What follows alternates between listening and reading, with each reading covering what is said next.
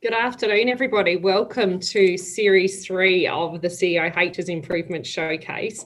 And Series 3 is our Consumer Engagement and Co-Design Improvement Showcase. We're really excited to have another one of our wonderful speakers with us today.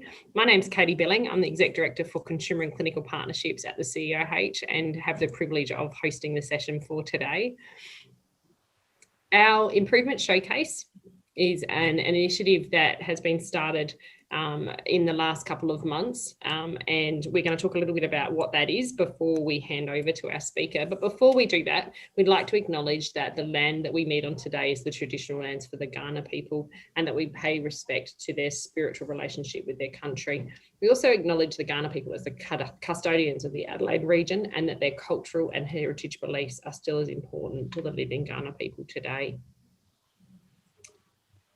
So what if the big idea was connecting the small ideas? And really what we're about today is an opportunity for us to showcase the achievements of some and provide an opportunity for discussion between many across different local health networks, across our private and public sector, and across different forums where healthcare is provided. Last week, we heard from Alan Hayward, who I think has joined us in the call again today, about the consumer engagement that's happening in the Youth Cancer Service at Central Adelaide Health Network for the Youth Cancer Service for South Australia and Northern Territory. And today we're really grateful to Robin Layton, who comes from ECH and LGBTI Connect. So we're really excited to hear from her. Next week, we have Ellie Hodges coming along to talk with us, really excited about that. And then Jane Haley, who's currently leading the New Women's and Children's Hospital project. So a fantastic lineup for our Consumer Engagement and Co-Design series. So the CEIH Improvement Showcase is on Thursdays at 1 o'clock and then online whenever. We record the initial section of these presentations, which is really fantastic then for people who aren't able to make it at 1 o'clock. But being here in person means that after we turn the recording off at 1 o'clock, you can then have a conversation with each other and with the presenter about what that means and what we might be able to learn from one another. Our idea is to bring healthcare teams together, provide a space to explore what others have learned, but also to keep it simple so that this is an opportunity where perhaps there's learnings from things that you're not necessarily going to write up. You might not be going to do a poster presentation or write a paper about them. You might be, but you don't have to. This is an opportunity to come along and present what you're doing, keep it simple and have a chance to share with others. So without further ado, I would like to offer the opportunity for Robin Layton to take the screen and talk to us about the work that they've been doing at LGBTI Connect at ECH. Thanks, Robin. Thanks, Katie. So I'm going to talk to you all about work that we've done over the last 4 years in the creation of an LGBTI specific program called LGBTI Connect. First, I'll talk a little bit about who ECH is. So ECH is a large aged care provider in South Australia. We don't provide residential care. So we made sort of a board and executive decision about 6 years ago that we would put our resources into supporting people to live at home up till and including death, because we know that's where most people want to do as they age. So we provide in-home services such as domestic assistance, personal care, gardening, etc. Retirement living. So we're the largest retirement living provider in South Australia. So we've got about 110 retirement villages. We provide wellness services, so allied health services, day programs. That's primarily for people living with dementia. That come into our day programs during the week, and that allows or enables carers to have a bit of respite during the day. And then we also provide sort of a community engagement programs for people living in the community. So a bit about what I'm going to talk about today is a lot in the community engagement space, but it's specific for the LGBTI community. So a core part of ECH is our, I guess, celebration of diversity. So we are the first aged care provider in South Australia to receive Rainbow Tick accreditation. And when I came on board 5 years ago, there was already a driving force through the strategic plan to create tailored services for LGBTI and COLD communities. So there was really a strong focus on the fact that there are specific needs for people in these two communities in particular, and that we're providing some tools and resources in order for them to create a service that is specific to those needs.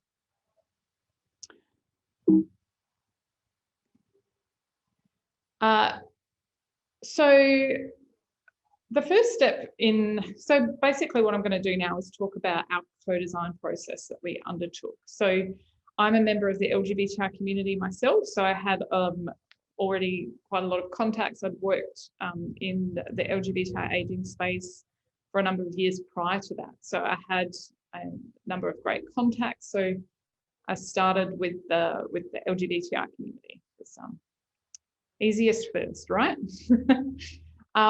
So I guess I undertook an online course called Human-Centered Design course through IDEO and Acumen. And that was really fantastic. I'd already done a little bit of work with TAXI here in South Australia, which is the Australian Centre for Social Innovation. And their processes around human-centered design are very similar to the skills that you learn through the IDEO course, which is, I'm going to give them a plug. I don't work for them. I don't get any money for this, but it's a 9-week free course online, and it really goes through kind of the steps, like in really practical terms of how to do the process of co-design, because it's not just about talking to people and listening and then putting into place. There are some kind of really clever ways of actually engaging with people in the co-design process. One of the processes that's really important is to create sort of an internal co-design team.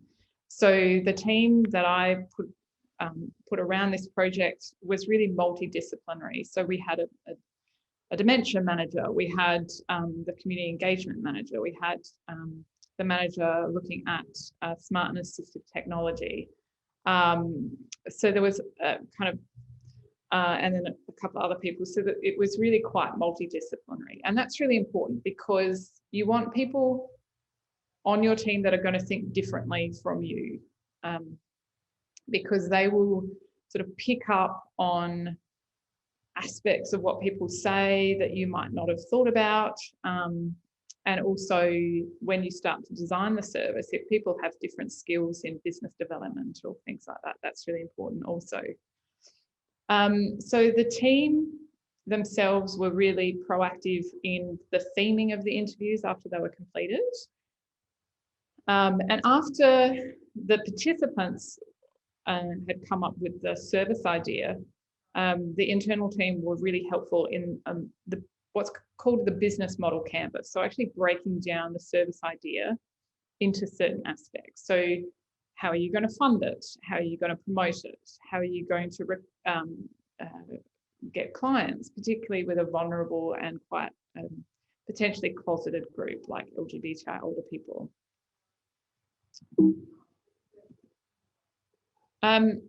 So the co-design process itself took about a year. So at the end of 2016, I interviewed 13 lesbians, gay men and trans women aged over 55. And they were from a range of different profiles. So there was the profiles that I kind of picked were around social connectedness, frailty, age, so that I tried to get as not just, I guess, one viewpoint about these particular issues, but people from a whole range of worldviews and life experiences. So the core purpose of the co-design process, it was really quite an open co-design process. We didn't really have any idea of what this tailored service was going to look like, other than we wanted one. So the purpose was to design a tailored service that meets the needs of LGBTI people aged over 55.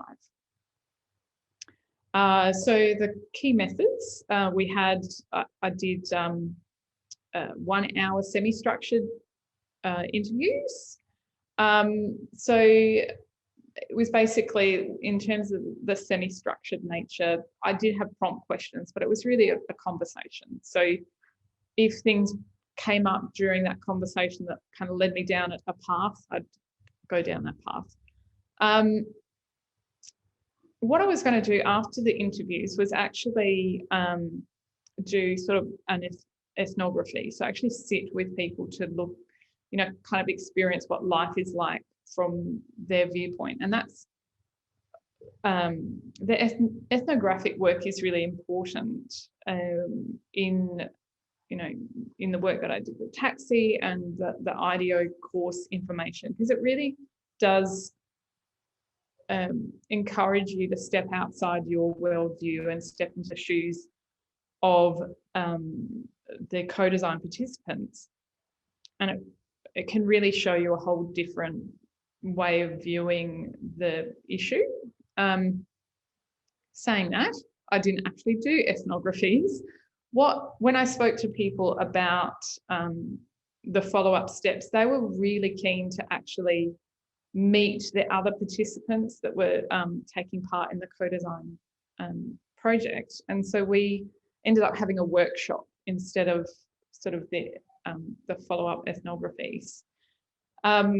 So the workshop, we got 9 of the original 13 participants together, and that was really about workshopping a couple of ideas that came up based on the themes of the interviews. So the interview themes, we sort of narrowed them down into kind of 3 themes. And the first was community, which was probably the most, talked about theme. That was probably one of the most obvious ones. That LGBTI people are much more likely to engage with services that other members of the LGBTI community have used before. So that word of mouth was really important. And finding and socialising with like-minded LGBTI community members provides support, comfort, and mental stimulation. So I think there was only one of the 13 people that I spoke to that wanted an LGBTI-specific retirement village, like a gay village. The overwhelming response I got was that people didn't want to discriminate against themselves. They were really happy living in their local community, being part of that local community. That was really important to them. And so I had people saying they didn't want to ghetto themselves into a kind of a gay village type situation. However, what was really important is that people didn't want to have to censor themselves when they were either living in a village or they were talking with people from a service provider. So that idea about that their friends have used the service before and it's been really positive, but also that they can socialise and be in a community with other people from the LGBTI community was really important. Choice was around one of the kind of the key findings was that many older LGBTI people fear discrimination from service providers, either from experiences they've already had or from the fact that they were just afraid they were going to be treated like dirt. So having a choice in, who to get services from was really important. So they can talk to their friends about, who they've used and having that wide range of services and service providers that they can access. in order to kind of, I guess, avoid discrimination wherever they can. And the last was aging well, and that was quite similar to mainstream populations, and that was around that physical, mental health, and also financial security are the most important things in aging well. So based on those themes, as I said, we brought the group back for a workshop. We presented the participants with these themes. And basically we had 3 questions for each of the tables. So these questions were based on the themes, and they were formed into questions that we could then hopefully answer. So in terms of the community aspect around word of mouth, how might ECH enable recommendations from LGBTI people about ECH services? How can we make them accessible to the wider LGBTI community? How can we encourage that word of mouth? So the other thing around choice that I forgot to mention was end-of-life planning. So that was a really key fear for LGBTI people, in that their choices about who makes decisions for them, or who attends a funeral, or the funeral arrangements, they can often be overridden by biological family members who don't like the fact that this older person is same-sex attracted or transgender, and so their wishes about their end of life is actually just chucked out the window.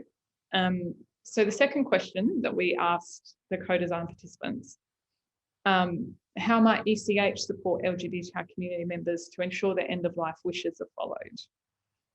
And the third question, which was around housing, which was how might ECH create flexible housing options for people aged 65 and up? So based on the answers that the co-design participants gave us, well, we had an idea of a service that the workshop participants came up with, which was an idea that was that one of the participants were already doing. So this particular gay man, he had been living in an ECH retirement village for about 3 years, and in that time he'd helped 3 of his friends who were also gay men to navigate the service or ECH and actually get how, like, start living in an ECH retirement village also. And I'm like, that's fantastic. Can we sort of take that idea and make it so that that's accessible to anyone, not just who happens to know this particular man? So the idea was originally called LGBTI Concierge. So that was changed pretty early on. People thought it was a bit of a wanky title. People didn't really understand what that meant. But the original idea was called LGBTI Concierge. And the original, I guess when we came up with the idea, it was going to be one person who happened to be the guy that we got the idea from. But I guess the really important part is that with every idea, you need to go back to the co-design participants to kind of tease it out to see whether it will work. So I went back to quite a few of their co-design participants and kind of tried to tease out what that role would look like. Pretty early on, people were really clear that lesbians wanted to talk to lesbians, gay men wanted to talk to gay men, and trans people wanted to speak to somebody who was trans or gender diverse. So it went from 1 person to 5 people. Because the other thing was that the LGBTI community, particularly aged over 55, is really small in Adelaide. So it might be that someone didn't like the person who was the LGBTI staff member, so that they would avoid that service and maybe tell their friends. So in order to try and kind of navigate that issue, we employed 2 gay men, 2 lesbians, and a trans woman and they were all aged over 60. That was the other thing that people said that they wanted, they wanted to be a peer. So it was important that they were also a peer in terms of age as well. And in terms of the job description, basically the co-design participants, they laid out the job description for me. So we came up with this sort of concept. So it went from LGBTI concierge to LGBTI Connect, because essentially the whole purpose of this particular service is to connect LGBTI people with ECH.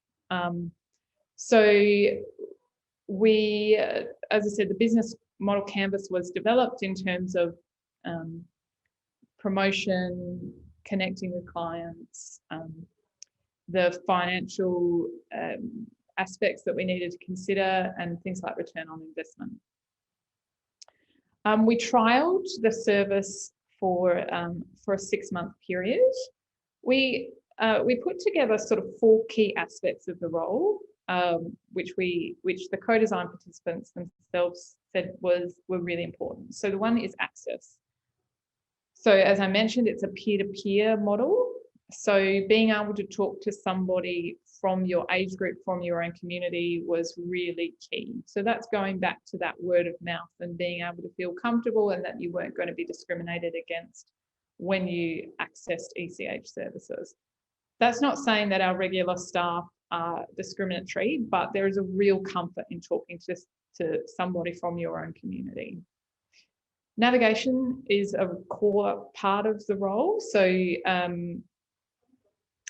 people, as I'm sure you will know, working in the healthcare sector, the aged care sector is really confusing. And when people need aged care services, particularly when you're in crisis, it's very confusing for people. So the LGBTI connectors have had extensive training in the aged care system, including My Aged Care, and how to access government subsidies, and also just our general ECH services, how to access them. So the connectors sit down with the client, work out what their needs are, what they might require in order for them to continue living independently.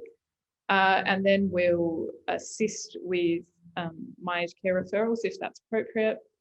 But is also set up sort of 3-way conversations between the connector, the client, and our onboarding staff here at ECH, so that there's that, I guess, that sense of comfort as well as they're going into that onboarding situation. Advocacy, we don't provide a formal mediation or advocacy service. However, if people have questions or concerns during their time with ECH, they know that there's somebody from their community that they can reach out to and speak with.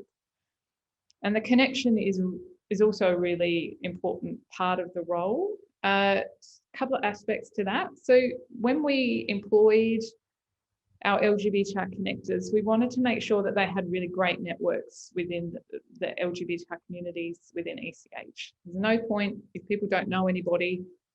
It was really important that we could draw on the networks of the connectors.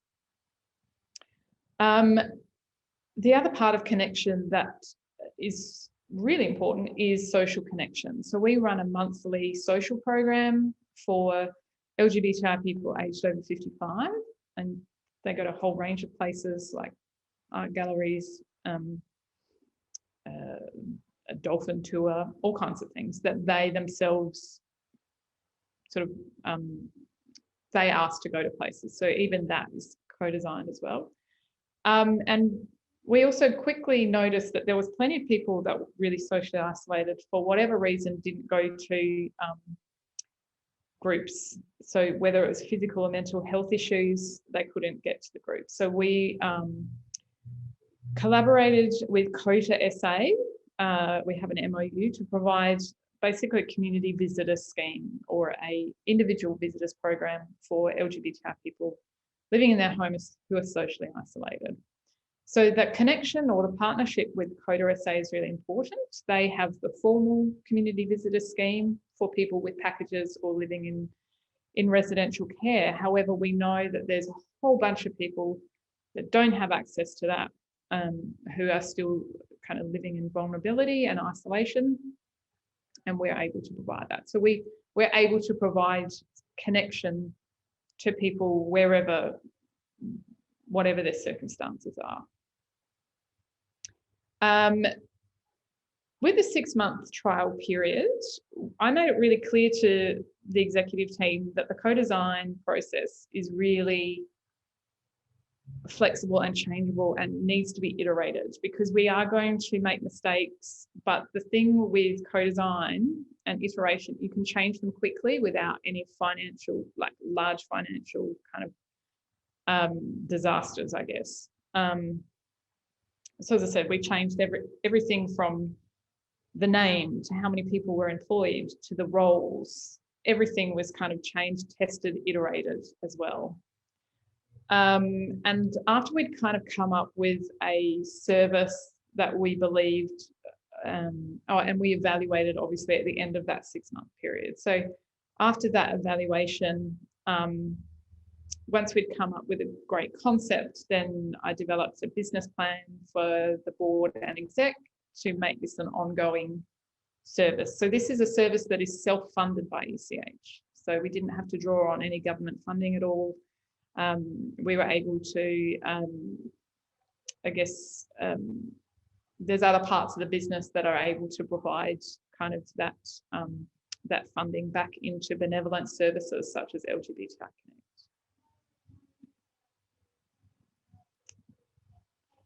Connect. So there's some really great outcomes that are, so these are our connectors. So these are our team of really fabulous. So one of the great outcomes that I didn't actually mention here. So this service has been going since late 2017. And so we, as I said, we employed 5 people. One of them was a sort of a younger guy in his 30s, and he went back to study, which wasn't necessarily a bad thing, because then what we noticed was the peer, the age peer was really important as well. So, so Bill came on board, who's the second from the left. He came on board in early 2018, and that team has been the same team ever since. So there's been a consistency in the service, a rapport built in the service, but also the LGBTI community can see the I guess the ongoing nature of it. People in a vulnerable group such as the LGBTI community are really wary and cynical about why people want to provide services to that group. So they want to see that there's long-term commitment. So the fact that this has been going now for nearly 4 years with the same team, that's shown some consistency.